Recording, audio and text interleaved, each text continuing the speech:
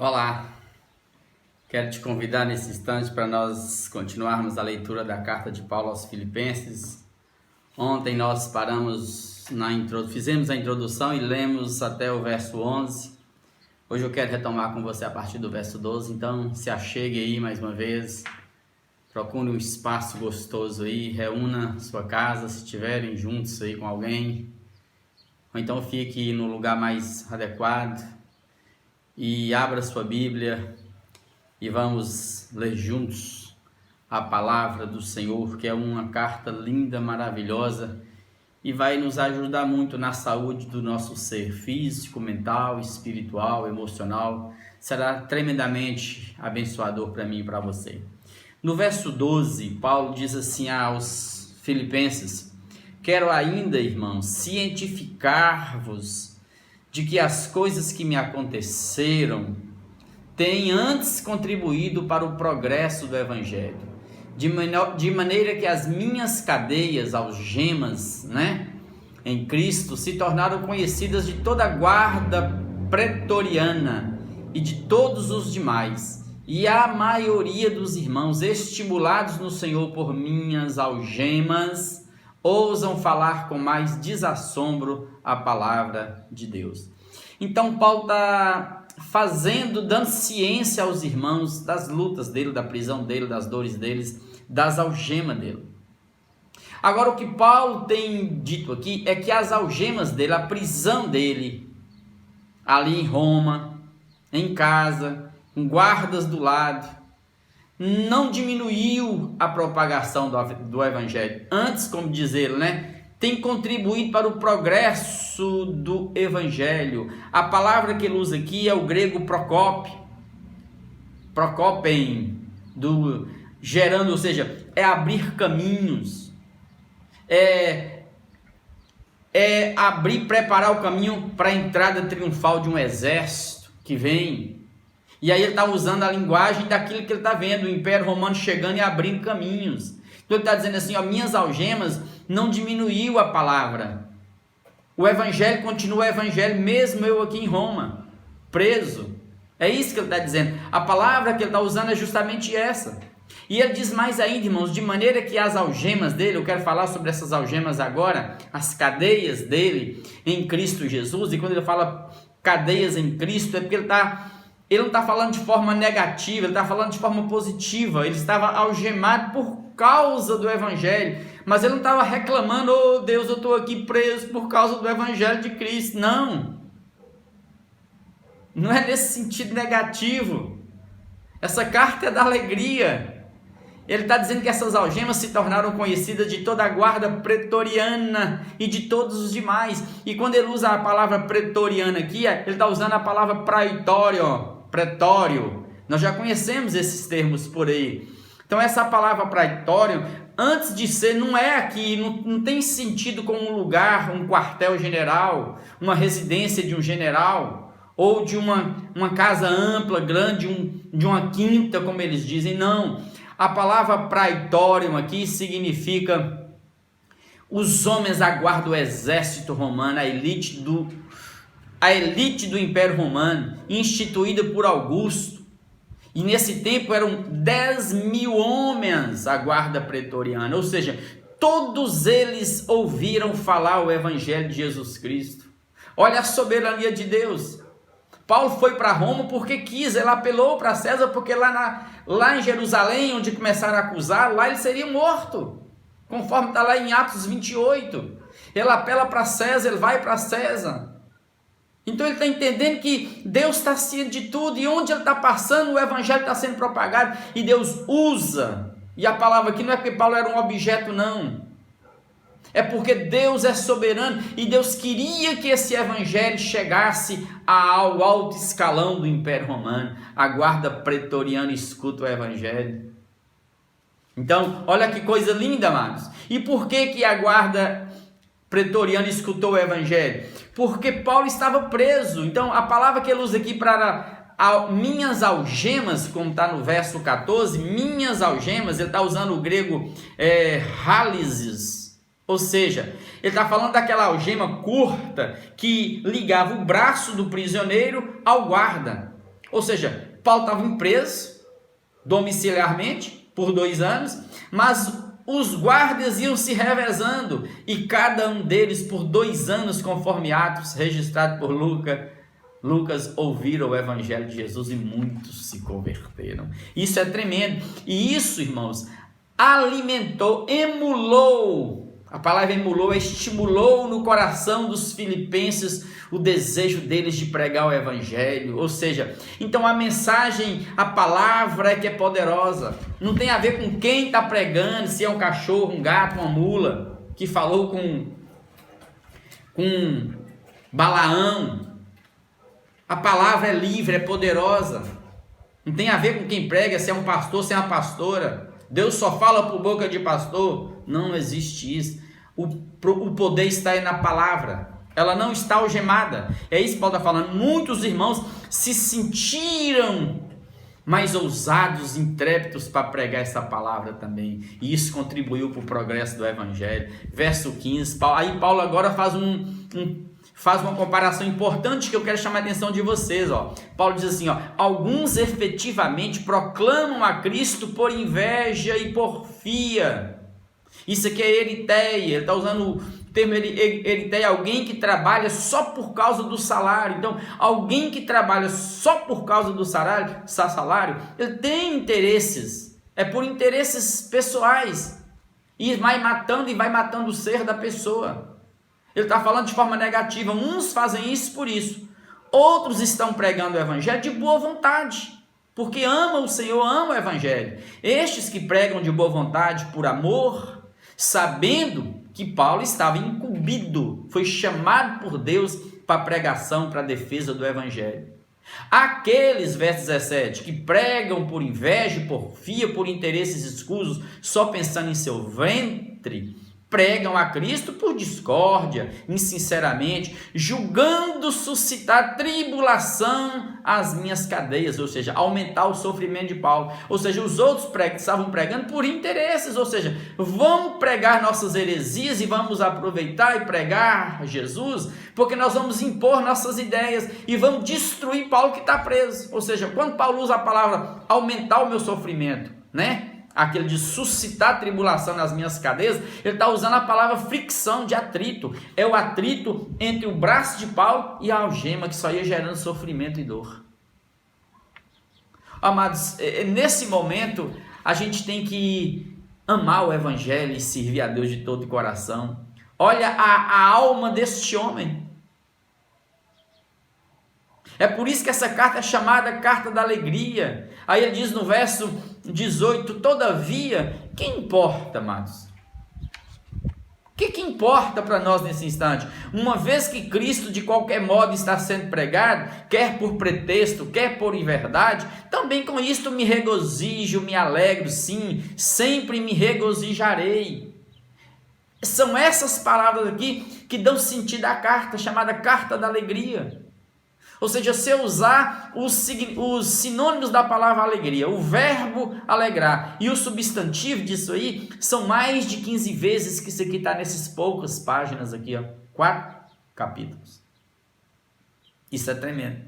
E aqui eu quero fazer um adendo para você.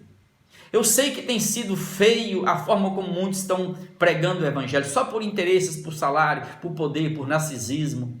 Mas observe que não obstante a doença dele, esses líderes estarem morrendo e gerando doenças, os irmãos, as irmãzinhas, o Joãozinho, a Mariazinha, o Pedrinho, que sai de casa doente, mas que vai por amor e quer ser curado e quer ser abençoado, quando ele ouve a palavra Jesus carrega poder em si mesmo. A palavra, quando sai da boca de Deus, ela cumpre o que lhe apraz. É por isso que Paulo usa, uns pregam por pretexto, outros não importa. Mesmo esses caras indo morrendo e adoecendo, a palavra está sendo pregada, eles vão prestar conta para Deus. Aleluia. Verso 19, porque eu estou certo de que isto, meu irmão, tá vendo? Essa situação, essa minha prisão, pela vossa súplica e pela provisão do Espírito de Jesus Cristo, pela oração dos irmãos por Paulo, pela graça do Espírito Santo de Deus, me redundará em libertação, segundo a minha ardente expectativa e esperança de que em nada serei envergonhado. Antes, com toda ousadia, como sempre, também até agora, será Cristo engrandecido no meu corpo, quer pela vida, quer pela morte. Ou seja, aqui eu quero chamar a atenção de você, porque Paulo, quando ele fala isso me redundará em libertação, ele está usando o verbo aqui, sotéria. Ele não está falando da libertação que já aconteceu na cruz, não. Ele está falando de uma saúde, de um bem-estar geral nele. Aqui estava gerando paz em Paulo, mesmo ele preso. E de alguma forma, seja pela via da morte, seja pela via de continuar vivendo aqui nesse tempo, nesse corpo que veio do pó, Paulo está dizendo, eu me alegro, eu me regozijo por isso. Porque ele vai dizer, porque a minha ardente expectativa e esperança. Ele fala ardente esperança e expectativa. E aí ele usa o termo apocaradokia. Apo, para fora de. Cara, cabeça, autoridade. Né? Aí ele usa a palavra dokia. Olha que coisa tremenda. É assim, é essa questão do manter o foco, manter o processo em mente, o olhar o olhar, ou seja, aqui Paulo está dizendo que a esperança dele era uma esperança centrada, ardente, persistente, ou seja, que se separava de qualquer outra coisa para manter o olhar fixo no objeto do seu desejo, que era a salvação em Cristo Jesus, a pregação do Evangelho para a qual ele estava incumbido. E isso aqui carrega para nós um significado profundo, porque para você vencer seus medos, você tem que tirar fora o olhar da doença, da dor, do problema. Como alguém hoje que orou conosco ao meio-dia, dizendo que estava com medo, com pânico de fazer um certo exame, porque achava e sonhava que já estava tendo uma doença maligna no corpo. Se ela não tiver essa ardente expectativa e esperança, né, de olhar fixamente somente em Jesus, para além do problema, não tem jeito, não vence. Ele tem que enfrentar, tem que vencer, tem que ir. É isso que Paulo está dizendo. Esse texto é lindo e maravilhoso e gera cura. Então tem momentos que a ciência ajuda, a psicologia te ajuda, a terapia te ajuda a superar, mas vai chegar uma hora que você tem que enfrentar você, e é isso que Paulo está fazendo. Ele tirava o olhar de qualquer coisa que pudesse tirar dele a sensatez, e ele olhava fixo na esperança de Cristo para ele, da salvação de Deus para ele. Isso é tremendo. E Deus seria engrandecido na vida de Paulo, seja Paulo vivendo, seja Paulo morrendo fisicamente, porquanto ele vai falar no verso 21, para mim o viver é Cristo e o morrer é lucro, aleluia. Oh, amados, sem Cristo as pessoas não vivem, apenas existem. Quem anda com Jesus, ele já caminha para o eterno, então a morte não é o fim, é o início, é a porta da vida eterna, é o portal por o qual você entra e está para sempre com o Senhor. Carregue essa esperança no seu coração e aprenda a vencer seus medos. Oh Deus, eu pequei, me perdoa. Sim, você confessou de coração, você está perdoado. Então não fica pedindo perdão todo dia, porque cada vez que você peca, essa oração vira neurose. Cada vez que você ora pedindo perdão, isso vira neurose, porque o pecado já foi perdoado. Levanta e anda, vai viver com Cristo altaneiramente, num padrão de vida elevado, olhando para o céu. O que está em você é o fôlego de Deus. O pó, isso aqui é uma carne, ó, tabernáculo, veio do pó ele fica. Deus soprou em você o fôlego de vida. Você volta para Deus, você está em Deus, é o que ele vai dizer aqui. Agora Paulo fala uma coisa importante. Entretanto, se eu viver aqui na carne, neste corpo, traz fruto para o meu trabalho, eu ganho vidas, prego a palavra, pessoas são abençoadas, fortalecidas, curadas, né? Já não sei o que escolher, eu fico num caminho assim complicado, porque eu quero partir daqui em função de tudo, ver Deus, estar com Deus, porque eu sou dele, mas também eu quero estar no corpo e pregar para vocês e amar muitos e servir a Deus no coração. Ora, de um jeito ou de um ou de outro lado, né? Ele está usando a palavra senecomai, De um ou outro lado estou constrangido, tendo o desejo de partir e estar com Cristo, o que é incomparavelmente melhor. Ou seja, morrer, amados, não é reencarnar. Morrer é estar com Cristo. Mais uma vez, as bases do Espiritismo estão indo embora. Ninguém vai e volta aqui, não. Ainda hoje estarás comigo no paraíso. Para Paulo, morrer é estar com Cristo. Prefiro morrer e estar com o Senhor, o que é incomparavelmente melhor. Então, o termo que ele está usando aqui, senekomai, de um de outro lado, ele está usando de um caminho estreito. De um lado tem um paredão, de um outro tem um paredão, ele não pode ir nem para um lado nem para o outro. Ou ele daqui, ele parte para a glória, ou ele segue caminho. E ele está falando assim, partir estar com Cristo é infinitamente maior, mas por causa de vocês eu vou continuar marchando. Não vou desviar nem para um lado nem para o outro. Eu vou continuar andando. Aí diz assim, verso 24. Mas por vossa causa, por amor a vocês, ao reino, por pregar, é mais necessário, nesse momento, permanecer aqui no corpo, na carne. Isso é lindo.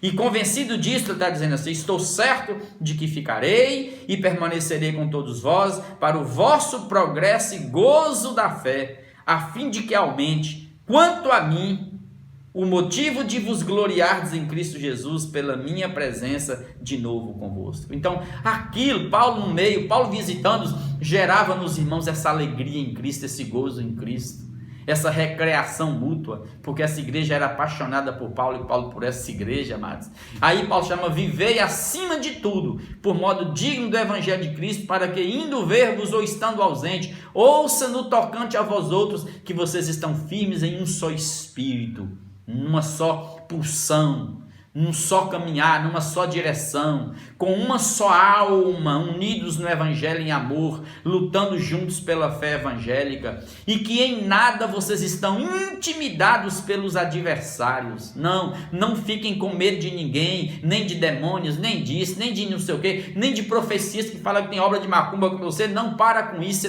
você está com Deus e é de Deus, então não tenha medo de nada. Pois o que para eles, os que estão lá fora, é prova evidente de perdição, porque rejeitam Deus ou o Evangelho, é para nós, para os filipenses, para mim e para você, prova de salvação, e isto da parte de Deus. O texto que Paulo usa aqui é o seguinte, era o privilégio de ser um cidadão romano. Paulo está em Roma escrevendo para uma colônia romana, era uma miniatura de Roma, e eles tinham esse orgulho de se dizerem cidadãos romanos e viver do modo digno de Roma, como cidadãos do império. Então Paulo fala assim, vivam vocês também como cidadãos dos céus, num patamar alto. Viva para além da justiça deste mundo, dos fariseus, dos hipócritas. Não, viva na lei do amor. Porque esse evangelho que para eles é prova de perdição, porque rejeitam o amor ao evangelho, para nós é o poder de Deus para a salvação, para a nossa alegria, e isso da parte de Deus. Porque vos foi concedida a graça de padecerdes por Cristo, e não somente de crerdes nele. Ou seja, amados, tem gente que quer crer, só quer crer em Deus e colher os frutos das bênçãos de Deus. O carro, a casa, o bem-estar, a saúde, a cura, mas ele não quer a vida do evangelho. Ele quer as bênçãos do evangelho, mas ele não quer comunicar o evangelho aos demais. Ele quer se esquivar das responsabilidades dele. Ele só quer os louros, os benefícios. Ele não quer os deveres do evangelho, que é viver em amor. Pois tendes o mesmo combate que vistes em mim, e ainda agora ouvistes que é meu, pois vocês têm esse modelo em mim, e vocês sabem que isso está em mim, e eu não vou deixar isso aqui. Essa palavra é vida, amados. E esse texto hoje traz cura para nós. Então aprenda a decidir. Aprenda. Mantenha o seu olhar fora de qualquer coisa deste mundo, fixo em Jesus, na esperança da glória. E deixa Deus te fortalecer. Eu quero orar com você nesse instante, para que Deus nos estimule a encher essa terra do conhecimento de Deus e do poder de Deus. Porque o evangelho não está algemado, a palavra nunca está. E eu louvo a Deus por essa carta. Essa carta é a carta da alegria. Só nesse espaço de tempo, ele falou de alegria umas 2 vezes, mesmo em algemas. E mesmo preso, ele pregou para toda a guarda pretoriana, mais de 10.000 pessoas. Deus, obrigado por este momento de oração juntos. Essa oração comunitária. Essa oração em que nós sabemos, Pai, ó Deus, não só pelo Evangelho, pela palavra revelada, mas hoje sabemos pela ciência, pela física quântica, que estamos unidos em oração nesse instante.